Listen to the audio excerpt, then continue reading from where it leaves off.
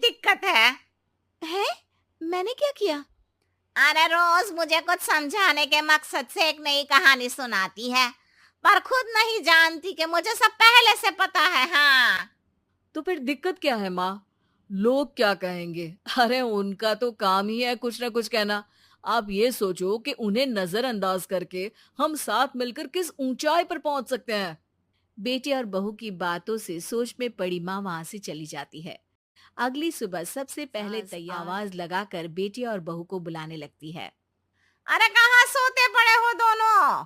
किसी को घर में कोई काम नहीं है का? हाँ। सास की आवाज सुन शिल्पा भागती हुई कमरे से बाहर निकल आती है, जिसके पीछे विकास भी बाहर आ जाता है। मम्मी, आप इतनी सुबह तैयार होकर कहाँ जा रही हैं? अरे किसी नई शुरुआत से आशीर्वाद बनता है या नहीं? मैं सीधा दुकान जाऊंगी, तुम काम निपटा कर आ जाना है।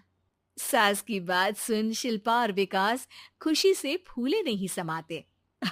ये हुई ना मेरी माँ वाली बात।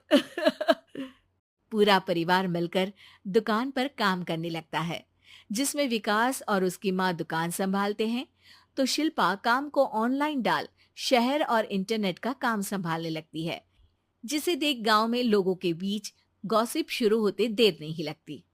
और क्या विकास भाई, अकेले काम संभल नहीं रहा था तो नौकर रख लेते।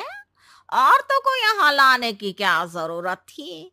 इन्हें घर में जो काम बोलो वो तो सही से करती नहीं, यहाँ आकर तो तुम्हें डुबा ही देंगी।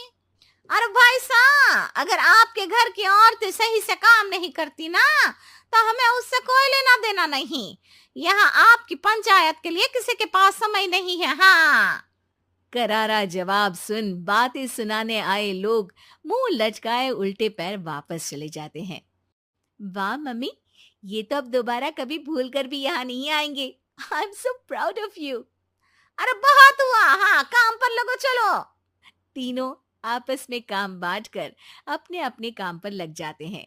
इसी तरह दिन दिनों के साथ महीने बीतते हैं, जिसमें शिल्पा की पढ़ाई, विकास की मार्केट स्किल और सास की फाइनेंशियल मैनेजमेंट से उनकी दुकान बहुत अच्छा बड़ा बिजनेस बन जाता है, जो गांव के साथ साथ शहर में भी अच्छा खासा मशहूर हो जाता है।